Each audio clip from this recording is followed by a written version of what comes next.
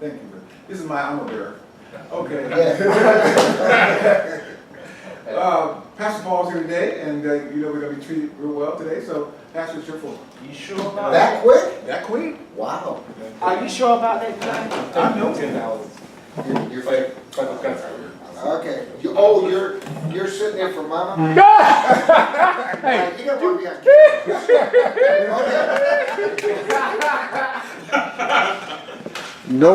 Nor's my pocket, that money. You did a great day. I mean, we haven't had rain for what, like 3 days? Something like that? 4. Yeah. 4? Yeah, who's counting? But man, I tell you. Okay, so Mama's not here, and I don't care about him collecting $10. But we had well, because this is just a funny story, and you know, I want you all to leave here today going, did you hear that story the pastor told? Because that gives you something to talk about, because the rest of the day is going to be kind of serious, I think. So, we had Bible study last night down at the Edgewood, and that is one of the facilities in town where folks that are HIV positive can get housing through their program. And so every 2 weeks I go down there and we do a Bible study together, and we're studying the book of Romans.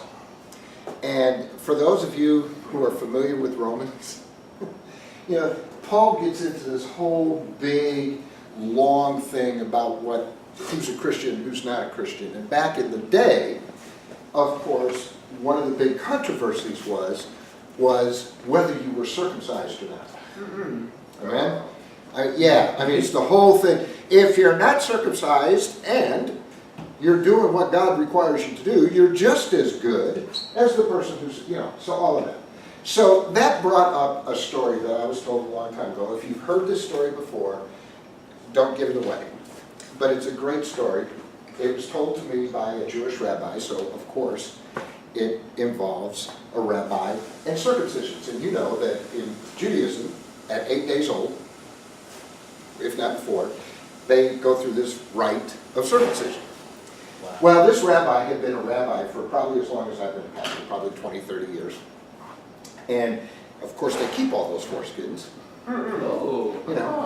They're back in the storage room there, boxes from years of doing circumcisions. And the rabbi walks back there one day and he goes, this is taking up a lot of space. There ought to be something that we can do with all these foreskins. So he packs them up into a truck and takes them down to the local taxidermist. And says to the taxidermist, we've got 20 years worth of foreskins here. Can you do something with this? Because they're taking up a lot of space. And the taxidermist says, well, sure, I could try. How long do I have? And the rabbi says, I don't know, a couple of weeks. And the taxidermist says, okay. And so the rabbi leaves, and 2 weeks later, the rabbi comes back down to the taxidermist, and he says, hey, those foreskins I gave you, yeah, I remember. Well, did you do something with them? He says, oh, yeah, it was great, man. You're going to love it. And he runs to the back, and he comes right back out, and he has in his hand a wallet. And the rabbi looks at it and goes, I gave you 20 years of foreskins?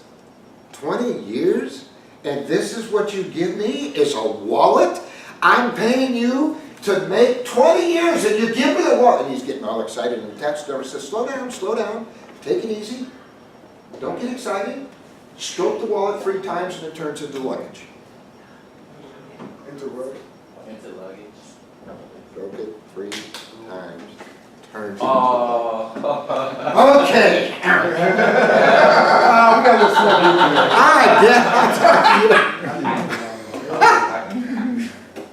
here. Y'all are slow this morning.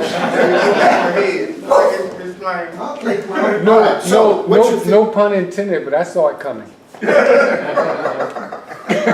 God Mama isn't here. I'm guilty. I'm guilty. You're recording me now, aren't you? We have to. Mama, I'm saying it's good that you weren't here because you'd have got it while none of them did. All right, so, what is did you warn him about me? Kind of, sort of. Okay. I'm probably everything he said. I told him, and worse. Once you take your coat off, you get service. There you go. All right, so what's your theme for this month? Gentlemen? Creativity. Creativity. And How many of you are creative? I see somebody making a mask. Okay, cool. Nobody else? I'm not either. No, seriously, I'm not creative. My thing when I was in, when we took art, I was the epitome of the stick man. You know, line and art.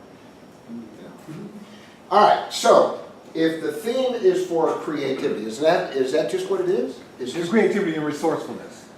Oh, creativity and resourcefulness. Okay, so here's what I had decided that I was going to do to give you all something to do for the rest of the month, because you're going to be talking about this all month, right? Yeah. And you know, by the time you've talked about, hi there, Hi, how are you? I'm Paul. I'm Tammy, I'm fine. Yeah. By the time you get to the end of the month, you're probably going to have talked about everything possible about creativity and resourcefulness. So I thought what I would do today is give you an opportunity to experience creativity and resourcefulness. Okay, so first of all, somebody tell me what the word creative means.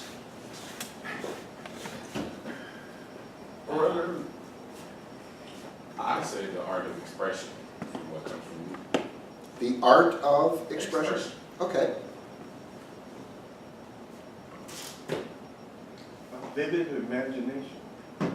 Say it again. A vivid A imagination. vivid imagination. Yes, sir.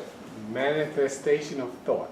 Manifestation of course he came up with that. See, when they get a little college, this is what they happen when they get a little college. Yeah, right.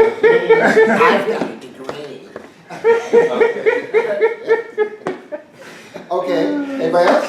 The state of quality or being creative.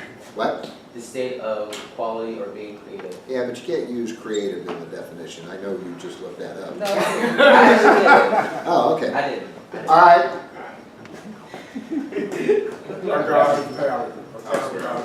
I was waiting for that. God's talent. Because if we think about it, if we're going to have this conversation, don't we have to start with God?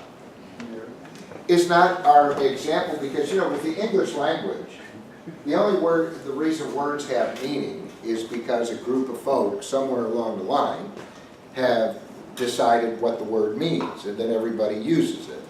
It's kind of like pure democracy, isn't it? You know, it's like, I remember my grandmother, when I first came out, she sat me down to have this very serious conversation about the fact that I was gay. And she said to me, look, I don't care, I love you, I support you, there's only one thing that I'm mad at you people about. And I just kind of looked at her and I said, mad? She says, yeah, you stole a perfectly good word.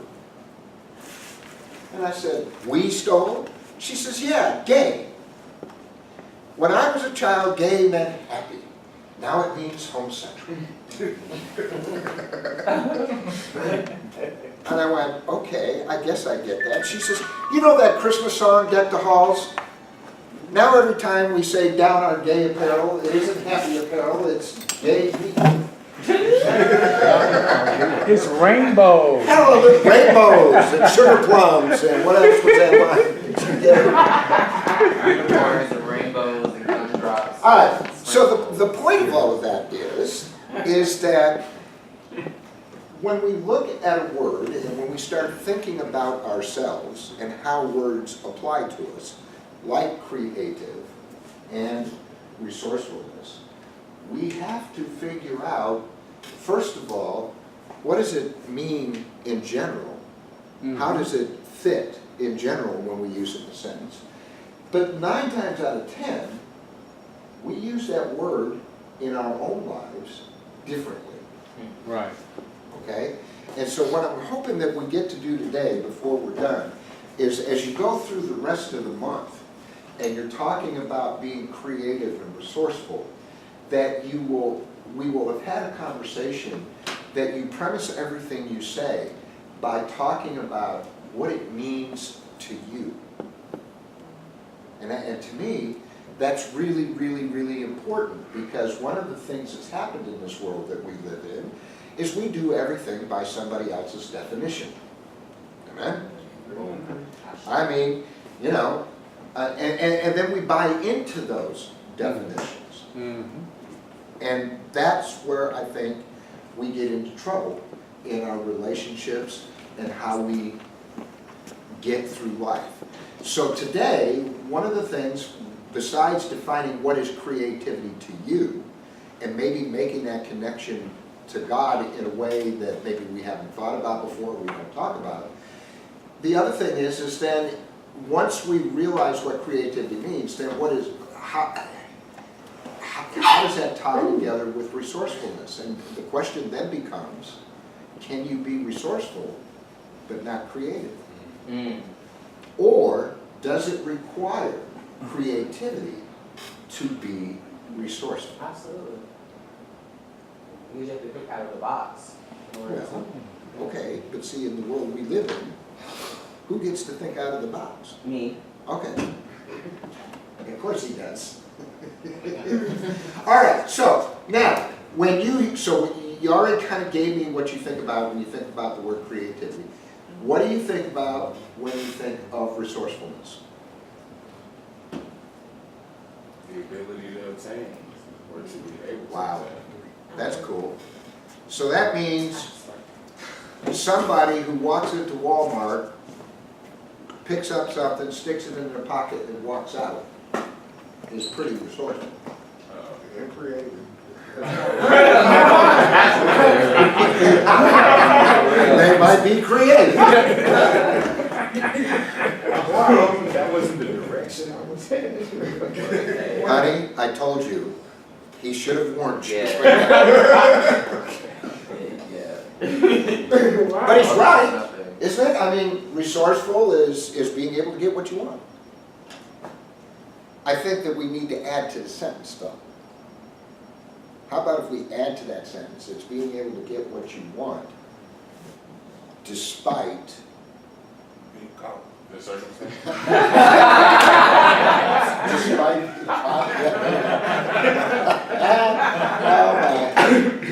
despite the challenges. Would that kind of fit? You get what you want despite the challenges. And actually, we could probably change the word to, rather than what you want, to what you need, despite the challenges. Okay, so creativity. Would you also agree that if you heard somebody describe the word creativity is making something out of nothing? Yes. Yes. But that's also being resourceful, in a way. Well, see, that's why I asked. And how Are the two tied together, or do they actually mean the same thing? Can you have one without the other? They go hand in hand. And I would say, No, I was just thinking out loud. well, go ahead I and keep said, thinking. no, Okay, so, because if you create something, I couldn't go. If you create something, you gotta have some resources to create, like Like getting the making ball diamond rolling. rings. You created this perfect diamond ring, but you gotta have the resources where the diamonds are at. I mean, does that make sense? Yeah, that makes Yeah. perfect sense. That makes perfect. but then I'm gonna ask you, how about God? Did not God create something out of nothing? Yes, it is. Mhm.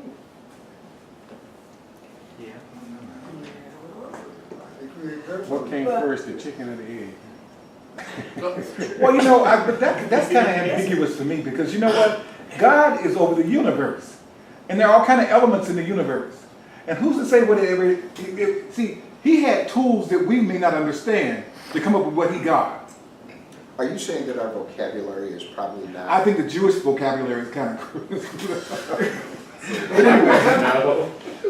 Tell us how you really feel. Go ahead.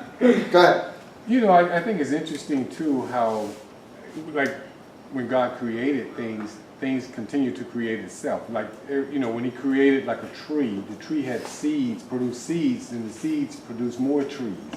But what I was thinking about too, as far as resourcefulness, and I love this, when I go shopping, I ask for plastic bags, okay? I use my plastic bags in all my garbage cans throughout the house, and it's about 10 of them. And to me, that's being resourceful, because normally I used to buy from the dollar store these bags, and they were just as flimsy, like they wasn't as resourceful as the ones I get from buying groceries. So, so I look at that as a small token of resourcefulness, and it gets bigger than that. Okay, yes, ma'am. When you said, did God create without resources? No, that's not what I said. I mean, how did you phrase that? I said that God created out of nothing. Okay, that's what you said. Creation. Now, I had what I was gonna say, but I got lost. Come on, Terry, man, you're gonna get it. I see smoke coming out your head. He created the universe. Okay, let me ask, knowledge and wisdom, that's a resource, right? Which, knowledge, Okay, is knowledge resource? I mean, sure, yeah, could you say that? sure. Well, See, you're kind of walking down the road we're gonna get to, so keep going. so when he created this universe, he had to have created it. I mean, excuse me, Jesus, excuse me, God. I mean, I got it. Anyway, with wisdom and knowledge, right? Because everything is, you got stuff over here, there's none over here. But see, wisdom was his wife. So that's another topic. But we'll go into all that later. Okay. And then, right, so, I was just about there. He used the wisdom and the knowledge. And I guess we need this first, the resources. Okay, I'm gonna stop right there, because I lost it. I'm gonna stop right there. I believe I know where you were going. Yeah. I was, you know, I Well, was still there. help the lady. There's the omnipotence in the resourcefulness of wisdom and knowledge that he used to create. Okay. I can go. That's very good. I can go with it. You know, a little chuckle here.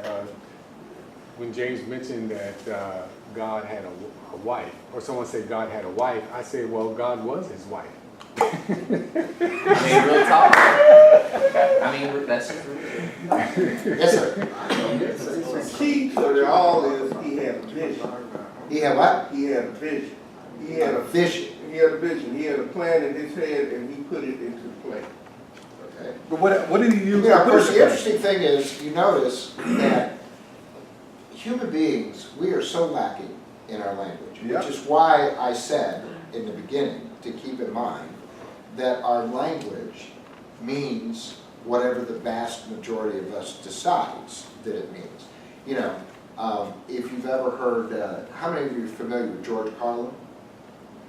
George. The comedian, George Yes. Carlin? Oh, Yes. okay. He became famous in the 60s and 70s because he did this routine called the 7 words you can't say on TV or radio. Okay? And I used to know those words, just boom, boom, boom. I still use those words.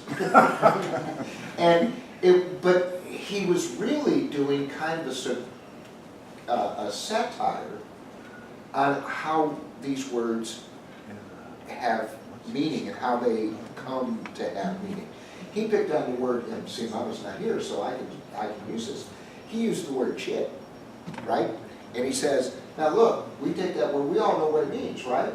But when your mother comes into your room, put that shit under the bed. Get that shit over there cleaned up. What is all this shit? And then, when we see the real thing, we see, look at the doo-doo, the poo-poo, the number 2. We decide how we're going to use words. You know, it used to be the word that starts with an F and ends with a K, used to have something to do with sexual intercourse. Now people use that word about every other word in their phraseology, right? So again, when we start talking about something as serious as our lives, and we start talking about creativity and resourcefulness, it's really important that we have a place to hang those two words that are going to be, shall we say, stand the test of time. And one of the reasons I said that she was walking down the right street when she started talking about that is because it's important to understand where we came from. It's important to understand that when we start talking about being creative, that when we get right down to it, get down to the seriousness of our life, being creative is making something out of nothing. And resourcefulness is being able to make something out of nothing. And we get to hang our hat on that because that's what God did.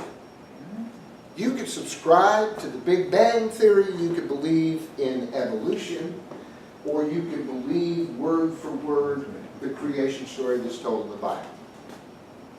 But in the end, when it's all done, the God that you have a relationship with made something out of nothing.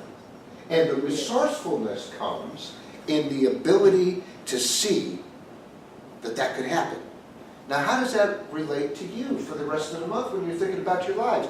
It means that you, despite whether you think you're creative or not, can make something out of your life even though you think you got nothing. That's what you want to concentrate on for this whole month.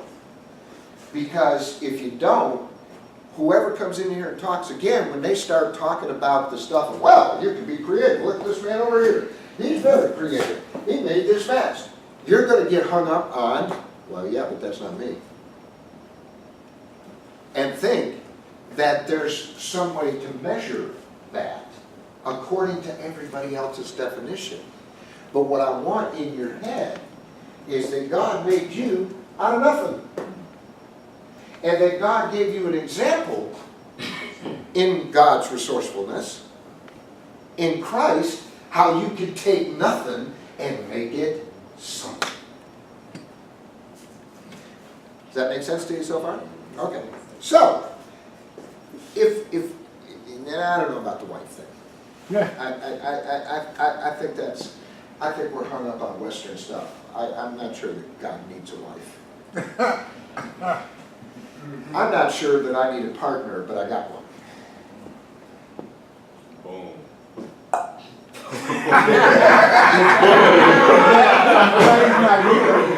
I'm glad he's not here. Why do you think I said that? He said boom, so you get to answer. Why did you say boom? Because of the omnipotence. Yeah, with or without my partner, God is with me. Thank you. It was in my relationship with God that my partnership was made. And when I met my partner, there was nothing. There was nothing. There was in this world what we say. He was just fresh out of the military. He was painted into his clothes. He looked like a little god walking around the streets of Cincinnati. He was neat. He could think. All of those things. But there was nothing there. There was no reason for him to be with me. Hell, I was just out looking to get laid that night. Hey, It's true. Yes. And yet, 33 years later, I could sit there and say, man, there was a whole lot of something that came out of a whole lot of nothing. Mm-hmm. And the reason this is important is because, look, gang, over half the room, when I asked if you thought you were creative, over half the room didn't raise their hand. And the people that did raise their hand at that moment, at least a couple of them were probably thinking about creative in the way of taking resources and making something. The one man who said, when I pushed him a little bit, said, because I think out of the box. Thinking out of the box is taking nothing and making it something. And that's where we all should be. That's what God has given us all the ability to do. So whether you think you're creative or not, you are. Because by the mere fact that you're sitting here today, listening to me, and talking with each other, shows that you've got some creativity. It's all a matter of how you want to use it. And that becomes the really tough conversation. Because you know, when we start talking about, well, how do you want to use something, then we start getting into everybody's mind, what makes good, what makes bad, all that kind of stuff. And we get hung up, and all of a sudden we lose our ability to be creative. We lose our ability to be resourceful. Because we're hung up on somebody else's definition. So it's important as you go through this month that you concentrate on what is creative for you. It may be as simple as getting up in the morning. Yes, sir. And Pastor, it's sad because we're groomed and oriented through the first 18 years of our life to make a decision about what we want to do. What do you want to do? You want to go to work, military? You want to go to college? I mean, we have to make a decision, and and then the resources around us aren't helping us come to that conclusion. We go to school and we got to concentrate on grades. That's not being resourceful. You know what I'm trying to say? So much stuff gets in the way of our natural potential. I've learned a very hard lesson last night at Bible study. We were talking about trust, because that was the part we were in Romans, that we have to trust God. Well, that's a kind of an interesting thought. How do we trust that which we've never seen? How do we trust something that we don't know? And so I'm thrown out, as I always do, I just threw out all these kinds of questions, and I said, okay, and one of the fellows there is also a member of my church, so I picked up him. And I said, he and I are standing on a street corner, dressed just the way we are now, and somebody who doesn't know us walks up to us. Which one of us can they trust?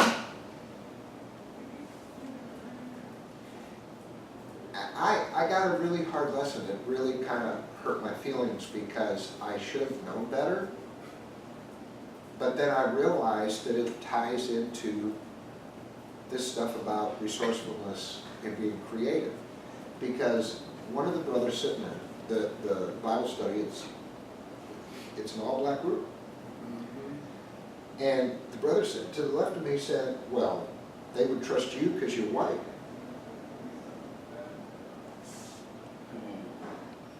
What I was looking for was that somebody would see the collar. But then it just kind of hit me, man, nobody trusts the church anymore. They really don't. They don't. That's why the churches are empty. But what was even worse about that is to have somebody sit there. Stereotype. Now, confront me with my privilege. Hallelujah. That I don't think like that. I don't. Since I was knee-high to a grasshopper, I've never understood what the hell the problem is with the color of people's skin. I mean, I think I told you all this story once before, and if I had, you all just kind of be bored for a second. But when I was like 4 or 5 years old, my grandparents on my dad's side of the family had a farm in western Tennessee. We were right by Mississippi River. And on that side of Tennessee, you know, they have lakes. Not like Lake Lanier, but they have lakes that people go to, and there were beaches. Well, this is 1959, 1960. And so you know, and in those days, you went to the beach, you didn't go in your bikinis. You know, you went dressed in your street clothes, and then they had what they called the beach house, and we changed. This is another whole story, but guys, that's how I knew I was gay, because when I got to the beach house, I wanted to stay in the dressing room. There was a lot of creativity in that dressing room. But anyway, I'm 4 or 5, and I come walking out onto the beach. And this particular lake, it's a small lake, and there's a big old sign, you know, on this side, that says, colored only. Okay? And I'm walking out, but hell, I'm 4 or 5, like I said, and I'm not paying attention to the sign, and I'm just looking at all the people laying on the beach, laying out in the sun. And I announced to my mother, by the time the summer's over, Mama, I'm going to have a tan just like that. Flavor. Honey, you would have thought I had farted in the middle of church. My mother had a stroke. Trying to shut me up. And trying at the same time to explain to me that that was not good for me to say that. And there was nothing she could tell me, because I couldn't figure out in my head if getting a darker skin tone was good, and they're laying out there in the sun, and all the white people over here trying to do the same thing they're doing. Hallelujah. What's the problem? It took me a long time. It took me a long time to figure out that people have no idea what creativity is. Because when you look at the people you live with, that is absolutely the epitome of God, making something out of nothing. And it's incredible, incredibly creative. And so last night, when I got smacked with my privilege, I went home and I thought about quitting. Seriously. Because we're not ever going to change this. Then I read, I get on Facebook and I read about this college student who saw 2 guys kissing in Marshall. Where's Marshall? Virginia? Someplace? Yeah. West Virginia. Yeah, okay. On a street corner, these 2 guys were together, I guess, and they decided to give each other a little peck on the cheek. It's not anything more than I do to my husband when I leave in the morning. You know, that quick kiss goodbye, have a good day. And the dude jumped out of his car and beat the ever living hell out of these people. I guess he wanted to get It's still. ignorant surface. I guess he wanted to get still. Well, then I started Good, that's a good the analogy. story. And Just, somebody brought up the issue of race. And they said, well, you know, homosexuality in the black community is a problem.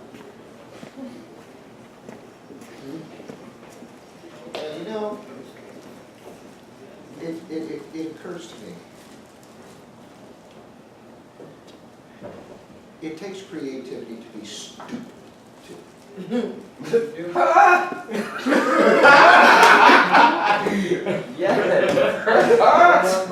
Reverend Jeremiah Wright said that there are people in this world that just get stuck on stupid.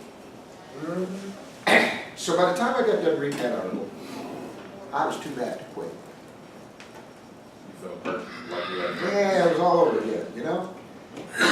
But what I realized is, where this whole conversation with you all started today, I had to dig down into my resourcefulness and the creativity that I know that God has given me to be able to come to the conclusion that, number one, I'm going to come to this group today as a HIV negative white preacher and share with you who I am so that you can go about your life sharing about who you are and being okay with that.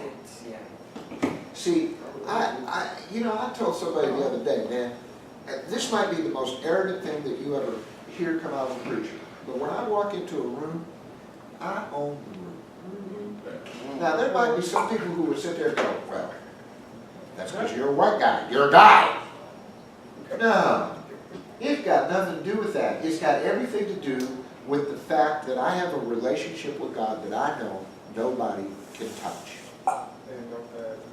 Nobody can say nothing about it. Nobody can take it away from me.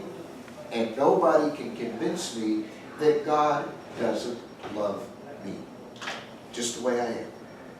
And there is all kinds of stories in Scripture. And this is where I want to bring this to, because as you go through this month talking about resourcefulness and creativity, I want you to look at the teachings of Jesus. Take them out of the vacuum that we normally look at them in. You know, the vacuum that says, okay, Jesus did this, so if you do this, you'll be saved. First of all, let me tell you, if you have a relationship with God, nobody needs to save you. Oh. Y'all good with that? Okay? Because I know somewhere, somebody in your life is going to say, but do you love Jesus? You got to love Jesus to be saved. No. And even Jesus said you don't have to love Jesus to be saved. You know how I know that? You remember the story of the prodigal son? You've heard me tell that story 100 times in this script. Yes. Everything starts there, man. You know, that kid went off and did whatever he did. Oh, can I do a sidebar? Have I got that? Yeah, I got that. I was invited, I have started, for anybody here go to Piney Grove, Greater Piney Grove Baptist Church? So you're familiar with some of the folks? Well, there's a guy there by the name of William Francis, who is a straight male who's HIV positive and is just, I mean, man, he is just a warrior for making sure that the education gets out there, we get the money, yada, yada, yada. Well, he's been ordained now, and he's an elder, and so he decided that he can't sit on his blessed assurance. He had to do something. So he brought a whole bunch of pastors together to start this organization called the Atlanta Metropolitan Community Collaborative. And his idea is to bring people that work in HIV, people that work in homelessness, people who work in Hungary, and in churches and businesses, bring them all into the room and say, okay, what are the problems? What are the challenges in the city that we have to face? And by the way, we don't care about gender, we don't care about orientation, we don't care about color. This is called taking care of the people of God, because that's what we're mandated to do. And he started the conversation out by saying, I was hungry and you fed me. I was thirsty, and you know the whole thing, right? Okay, so after we get past the fact that at the first meeting I was the only white guy in the room, and he started using words that I guess are just used in black meetings. And he turned around. So now I know how it feels when we have an all-white meeting and a black person shows up and we stop and we explain to them, oh, this is just our language, it's got nothing to do with you. And of course, everybody laughed. And he said, and before, sir, you think that you're the token white in this room, you're not. You're just a mouthy queen that I want in this room. Yes. In one sentence, he made that entire group of 50, 60 people, these are pastors, bishops, you name it, deal with our community. Boom, just like that. All right, so now, you know, and everybody, you know, because, you know, I owned the room, so I wasn't afraid to speak, and I wasn't afraid to tell people that they were off base or whatever, and we got to, and so the meeting went well. Well, somehow or another, there was an Irish volunteer happened, and I am now on this committee that's dealing with homelessness and hunger. Okay. I'm like, okay. Well, there's this fellow by the name of Bishop White, somewhere down in Metropolitan Park Road. Got a church. He was having a revival. And he got it in his head. He went to our website, he looked at our website and went, oh, this is kind of a church. He liked the idea that it was a church without walls. So he had a revival last week on Thursday, Friday, and Saturday. And he invited me to be one of the speakers. Wow. I'm not a revival preacher. I don't blow people over. I don't wave my jacket at them and they fall out in the spirit. Matter of fact, I've never been blessed to speak in tongues. And I'm certainly not a salvationist, so I'm trying to figure out, why did he invite me? And I tried to get out of it. I said, now Bishop, you said that you went to our website. Did you really read our website? I said, for most of the folks down there, aside from my sexual orientation, I'm going to be a heretic to most of them. And he said, no, I want you there because you are a church without walls. And I don't think that those folks that we're going to be talking to on Metropolitan Parkway know what it is to be without walls. Creativity and resourcefulness. Hallelujah. So I get down there, right there in the middle of Metropolitan Parkway, and again, I've realized now since last night, a lot of my privilege was talking to me really loud. I pulled into that parking lot, I took my satellite radio off its thing and put it in, and I'm looking for, what white people do when they're in an all-black community and they don't know whether they're going to come out alive.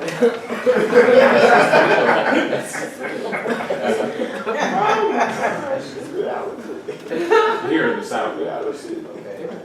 It's the same thing in Chicago too. Chicago's Harvard. So, he had me go last.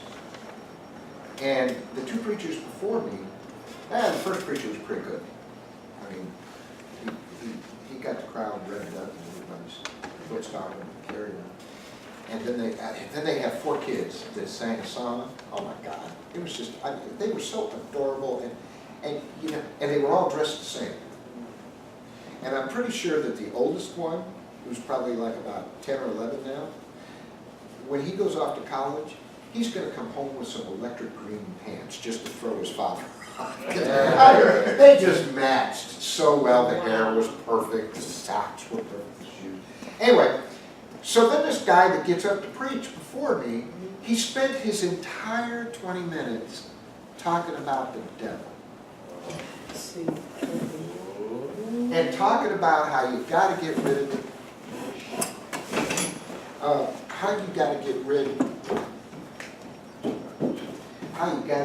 the devil, and how we're living in a world where the devil's got a hold of every one of you.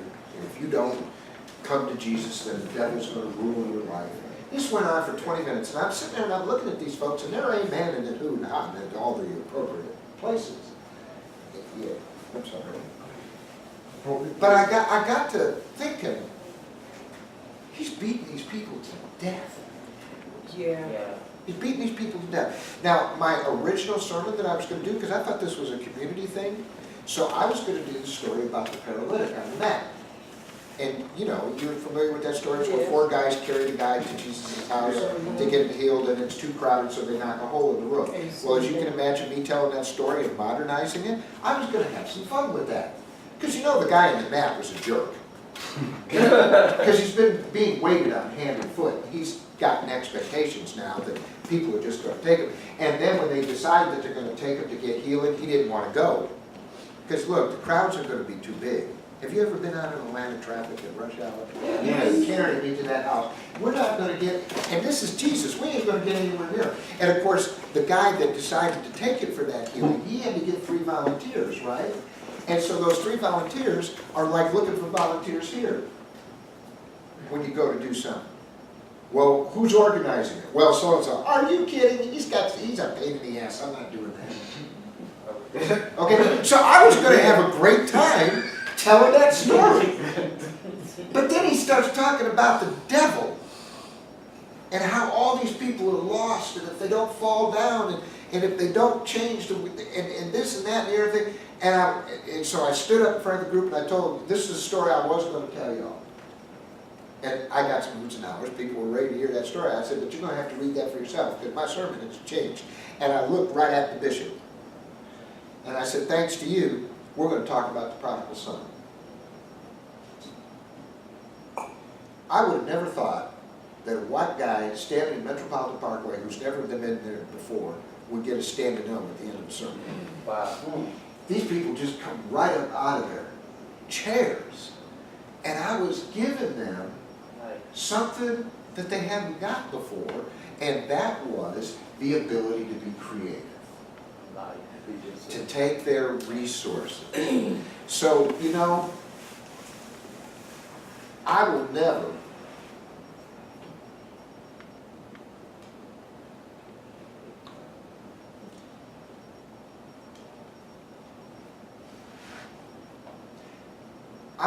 apologize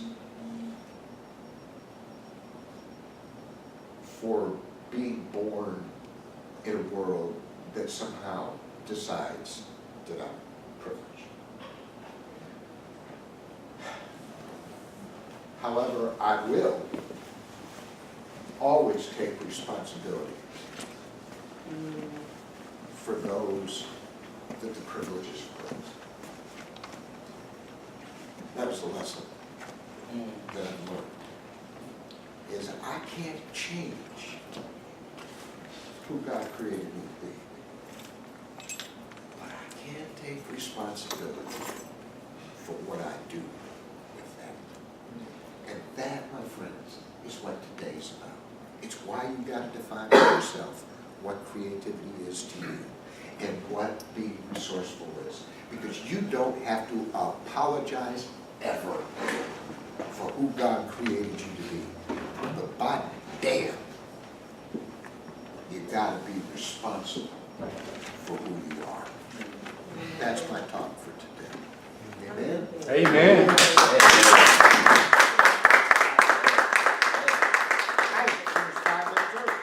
Now, okay, I got 5 minutes.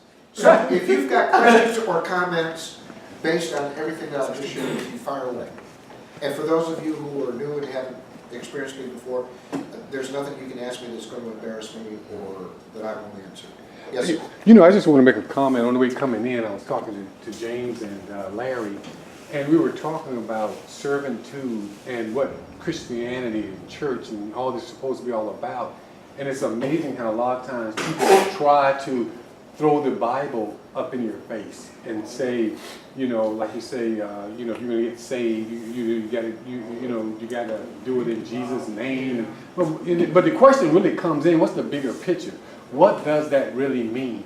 Mm-hmm. And I think the brunt of the conversation was about the fact that, you know, when they brought this woman to Jesus, who had been, they said, caught in the very act of adultery. Oh my God! And Moses said, well, you know, you're supposed to stone this person.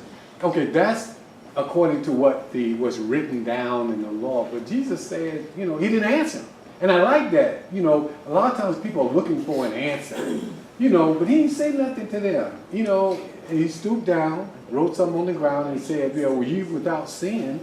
Cast the first stone. So in essence, what I'm saying is that a lot of folks in the church are going so much by the letter to the point that if I was bleeding and they was trying to get me to Grady, they would stop at a red light and sit there until it turned green. Right. You know, instead of thinking outside the box and saying, you know, hey, I'm going to make sure nothing's coming, but I'm going through this light because I don't want him to bleed to death. You see what I'm saying? So I got an 8-year-old in my congregation who I took down to the Civil Rights Museum. You know, man, I'm gay. I don't have kids. I don't know how to deal with an 8-year-old. And I was way the hell too serious with this kid. You know, we got there and there was some group going through the second floor because I wanted to get to all videotapes and the stuff that he could play with. So the usher, whoever it was, said, well, why don't you start on the first floor and you work, ground floor or basement, and you work your way up. Well, down in the basement, okay, is everything, it's all kinds of paraphernalia that Dr. King had. I mean, for me, at my age, looking at a letter that Dr. King wrote that he typed on a royal typewriter is pretty impressive. Because I can picture myself doing the same thing. A, D. Oh, damn. And get the little strip that you had to put down there when you got the wrong letter. Right, correct. Yeah, I mean, so I got into all that, right? And then to see speeches that he had done. By the way, if you haven't been there, go. Oh, you got There's to. a copy of the I Have a Dream speech, and just looking at the original document and looking where he scribbled stuff out and put into that speech that wasn't there. Wow. I mean, it gives me goosebumps even thinking about it. Well, all right, but I got this 8-year-old kid, and I'm sitting there trying to explain all this shit to him. And the kid is like rolling his eyes and looking at this and looking at that. And it finally occurred to me, okay, I need to stop. I just need to stop and let this child, and this is a message for you, creativity, what you were talking about, let him absorb what he can absorb. Okay, now, on the wall, when you first come in, they have done a painting of one part of Dr. King's library. And I mean, the detail that's in this painting is unreal. And it's all the books he had. I mean, he, like any other pastor, had his collection of the interpreters, you know, 20-volume commentary, you know, it's right there. And then there's all these different books, and you can see the actual books. Because, you know, the old saying, you can walk into a man's house and you can tell what kind of man it is by the books he reads. Amen? Amen? So, guys, if you go on a date and you walk into the house and all you see is the Advocate and Naked Men picture book, leave. Because you know what that thing is. You ain't got But bread anyway, so the kid, the 8-year-old, starts looking at all the books. And he starts running his hand along the wall. And I responded almost like an adult. I was going to say, get your hands off that painting. You know, but there were all these mothers standing around me and talking about books and pointing out books. And this one lady looked at me and she said, I really should find out who she was, because she said, your son is really intrigued, isn't he? He's 8 years old. If I look old enough to be his father. Okay. But anyway, so all of a sudden, as he's running his fingers across that, he stopped on a book. And he looks at it, and he kind of cocks his head, and he turns around and goes, Pastor Paul, that book's in your office. Wow. So, Oh, shut up. That child has been in my study maybe 2 or 3 times. 2 or 3 times. And then, so we absorb, folks, if we give ourselves a chance. That's part of being creative. Yes, absolutely. It's part of being resourceful. It's part of why Jesus was able to say, when they said, hey, this woman deserves to die, and you can hear the death penalty advocates of today, can't you? Oh, child. That Jesus wasn't going to argue with them. Did you notice that? Right. That's what's really cool about that story, is he didn't argue with them. He wrote something in the sand, and I'm pretty convinced that what he wrote in the sand in Hebrew said stuck on stupid. These people are stuck on stupid. Yeah. You know, and then he looked up and he said, go ahead, kill him. The first one without sin, though, gets to cast the first stone. How creative is that? Could nobody do that? How resourceful is that? What was the word you used earlier? Boom! Bam! Whatever. Yeah, thank you. Yeah. Well, no, and I got satellite radio. So you know what the song was that I heard coming in here? Because I'm a '70s freak, right? Rap. Ooka chunka, ooka chunka. Yes. Yes. Yes. I know that that's one of those those phrases have come from. Yes.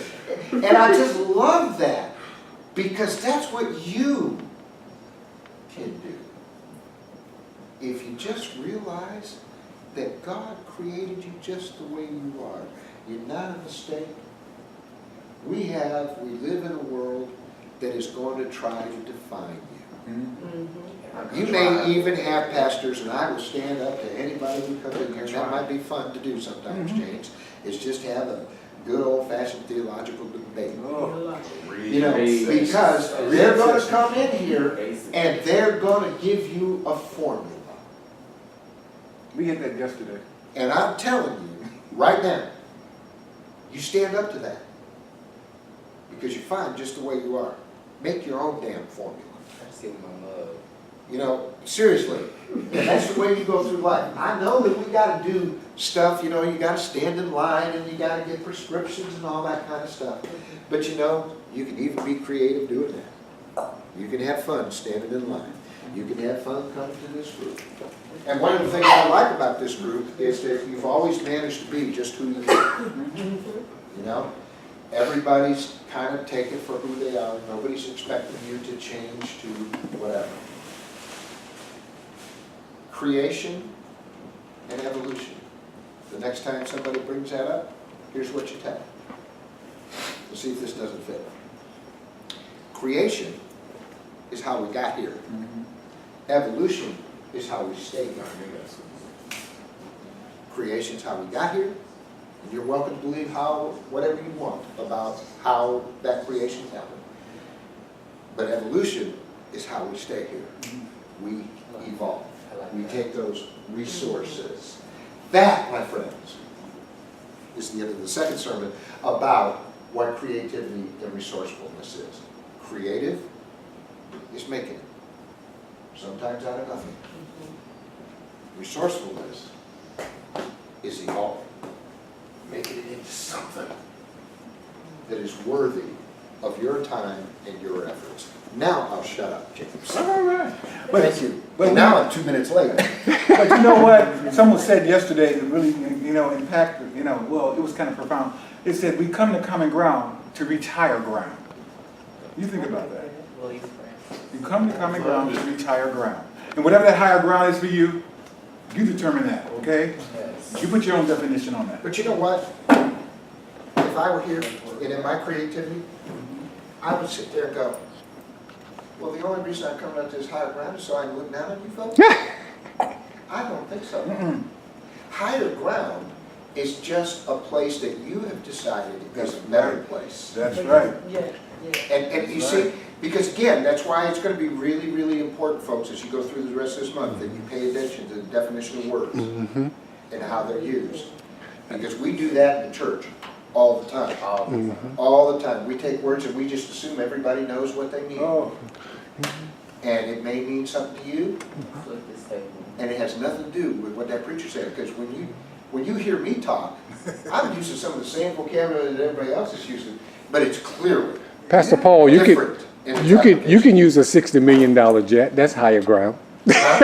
You can use a $60 million jet. That's higher ground. All right, it's time to eat.